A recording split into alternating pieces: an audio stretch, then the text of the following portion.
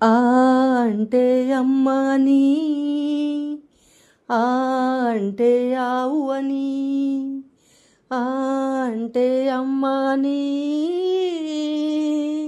ఆ అంటే ఆవు అని. అక్షరాక్షరాలతో అరచేతిని కదిలించి, అక్షరాక్షరాలతో అరచేతిని కదిలించి, పదము వెంట పదముతో పదాలను పలికించి, అక్షరాక్షరాలతో అరచేతిని కదిలించి, పదము వెంట పదముతో పదాలను పలికించి. పాఠశాలకు వెళ్ళక మునిపే ప్రపంచాన్ని పరిచయం చేసిన నా తొలి గురువైన నా కన్నతల్లిని స్మరించుకుంటూ, ఈనాడు నువ్వు లేకపోయినా నా తొలి అక్షరాలకి చేయూతనిచ్చిన నీ అమృత హస్తాలకి ప్రణామములు తల్లి.